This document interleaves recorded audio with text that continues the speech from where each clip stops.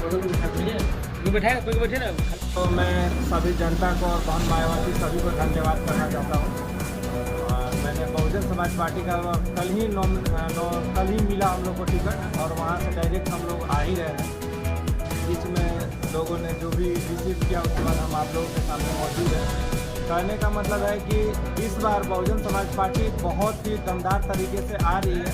अगर उन लोगों को बहुत लोगों को लग रहा होगा कि बहुजन समाज पार्टी को कोई पछाड़ देगा तो वो संभव नहीं है।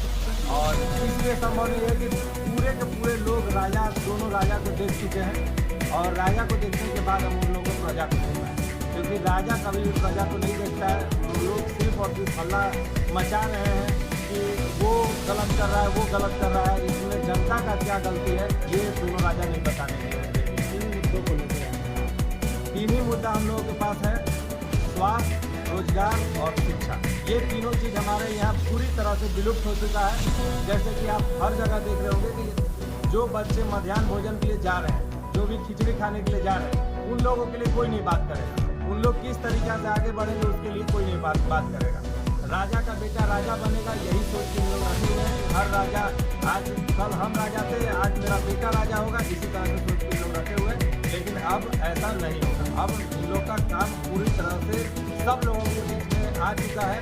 कोई शिलान्यास कर रहा है, झूठा शिलान्यास कर रहा है, तो कोई झूठा पैसा देके और यहाँ की महिलाओं को खरीदने का काम कर रहा है। मैया समाज योजना के थ्रू पहले 1000 था, फिर 2100, फिर 2500। ये लोग सिर्फ डाक बोल रहे हैं। आज हम इतना देंगे, कल तुम इतना देंगे, उतना से कभी किसी जनता का भला नहीं होना है। अगर इन लोग को जनता का भला करना है तो बहुजन समाज पार्टी को चुनना ही पड़ेगा। नामांकन कब है?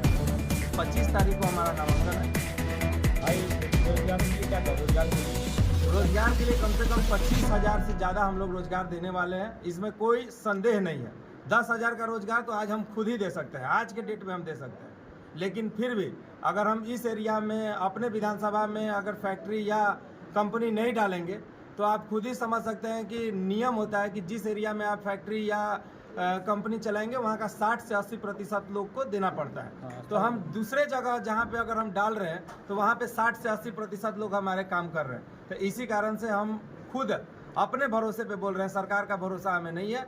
लोग बोलते हैं ना कि हम ये सरकार ले आएंगे तो वो सरकार ले आएंगे तब हमारा सरकार नहीं आ रही। तो आपका सरकार क्यों नहीं है? यहाँ का जनता मूर्ख थोड़ी ना है कि 4.5 लाख जनता आपको वोट देकर और विधायक बना दी है या पूर्व में भी बनाई है तो आप कहिएगा कि हमारे पास सरकार ही नहीं है। तो इस बार सरकार नहीं रहेगा तो आप क्या कीजिएगा? एक तरफ आपके साथ उधर के पूर्व विधायक हैं, झामुमो उम्मीदवार हैं, और भाजपा के हैं जो 3 बार के विधायक हैं, कैसे उन लोग का सामना कीजिएगा? बहुत ही आसान है। इसलिए सामना देखिए, अगर आप लोग खुद ही समझ सकते हैं कि अगर काम किए रहते तो उन्हें वोट मांगने की जरूरत ही नहीं पड़ती। लेकिन काम किए नहीं है इसलिए उनको गली गली घूमना पड़ रहा है। वो क्यों रोड में घूम रहे हैं? क्यों आज के डेट में 3-3 बजे रात तक, 4-4 बजे रात तक दिख जाते हैं? और इन लोग को आचार संहिता से भी कोई लेना देना नहीं है। ये लोग क्या कर रहे हैं कि आप लोग देख रहे हैं कि कितना सारा गलती काम कर रहे हैं, कितना सारा केस हो रहा है, लेकिन इन लोग को कोई मतलब नहीं है क्योंकि राजा हैं।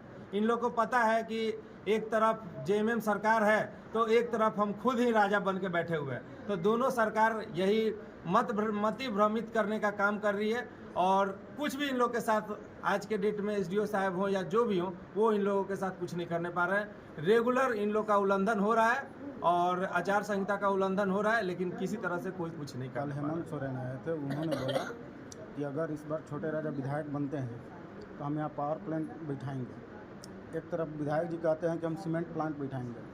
आप किस चीज़ का प्लांट लगाएंगे? दोनों के लिए हम बता दे रहे हैं। एक दोनों का बात के बाद मैं अपना बात रख देता हूँ, आप लोग भी बैठ ही जाइए अगर अच्छा रहेगा। देखिए, पावर प्लांट संभव नहीं है। इसलिए पावर प्लांट संभव नहीं है क्योंकि अब सरकार सब कुछ सोलर के ऊपर स्टार्ट कर दिया है। पावर प्लांट से जितना धुआं निकलता है वो सरकार कभी मंजूरी देगा ही नहीं। ये इनको, हमारे हेमंत सोरेन जी, माननीय मुख्यमंत्री जी को ये पता होना चाहिए कि वो चाह कर भी नहीं लगवा सकते हैं। वो भी चाह जाएंगे तब भी नहीं लगेगा क्योंकि इसमें भारत सरकार का भी मंजूरी चाहिए होता है, सिर्फ राज्य सरकार का मंजूरी से नहीं होता है। अब भारत सरकार कभी भी इस टाइप का मंजूरी नहीं देगी जिससे कि प्रदूषण फैले, पहला चीज़। दूसरा चीज़, सीमेंट फैक्ट्री तो 15 साल से लगते आ रहा है। पावर प्लांट तो एक बार शिलान्यास हो भी चुका था। तो कितना बार पावर प्लांट और सीमेंट फैक्ट्री के नाम पे ये जनता को धोखा देते रहेगी। जनता समझ चुकी है कि इन लोग सिर्फ धोखा देकर और वोट लेने का काम करते हैं। वोट लेने के बाद किसी को कोई मतलब नहीं है, आप मरिए जिए कोई नहीं, अंतिम में फिर से इन लोग के पास रहेगा। जैसे कि बहुत सारा जगह आप देख रहे होंगे कि शिलान्यास जो हो रहा है उसके लिए पैसा लोग उठा ले रहे हैं, पैसा उठा ले रहे हैं ठेकेदार से, और उसी से इन लोग को इलेक्शन लड़ना है। 20 करोड़ रुपया 25 करोड़ रुपया उठा लिए और बजाय वो सब पैसा जनता में बांटने का इन लोग काम करेंगे और उसके बदले में फिर वोट लेंगे। तो 20 करोड़ की जगह 200 करोड़ हम लोग कमवाते हैं। हम लोग का जनता का आँख खुलना चाहिए इसमें कि कोई भी कुछ नहीं कर सकता है। दारू पानी और पैसा पे अपील करते हैं पूरे जनता से कि न बिके, नहीं तो आप लोग का ज़िंदगी बिक रहा है। आप लोग नहीं बिक रहे हैं, आप लोग का ज़िंदगी और आपका भविष्य बिक रहा है। अगर इसी तरह से करना है तो करते रहिए, कोई दिक्कत नहीं है। आगे फिर से यही चीज़ होता रहेगा और लास्ट में जैसे बच्चा भुइयाँ डंडई में मार मार के 4 दिन तक और 5वां दिन उनको मार दिया गया, डंडई में का थाना का जो केस है, उसी तरीक़ा से किसी के साथ कभी भी हो सकता है। वैसा कुछ भी नहीं है। इसी तरह का कधवन में भी एक केस देखने को आया है, वैसा ही केस हमेशा मिलता रहेगा। दोनों राजा हैं, इन लोग के साथ कुछ भी नहीं होगा। जनता से क्या अपील है? जनता से यही अपील रहेगा कि उन लोग सोचे समझे फिर वोट दें। इस बार दारू पानी पैसा पर वोट देने का काम बंद करें और अन्यथा उन लोग अपने आप को नहीं, अपने पूरे भविष्य को, अपने नाती पोता सबको, अपना तो जीवन खत्म कर ही चुके हैं, नाती पोता बेटा सबको बर्बाद करते चल रहे हैं। पलायन होते रह रहा है और पलायन रुकने का नाम नहीं ले रहा है। कल भी 2 लाश आया है। इस तरह से हमेशा, कल तो मैं एक नॉर्मल एग्जांपल बोल रहा हूँ, और बहुत जगह ऐसा है जहाँ पे कि हर दूसरे दिन लाश आ रहा है लेकिन जनता को पता नहीं चल रहा है। यही हमारा जनता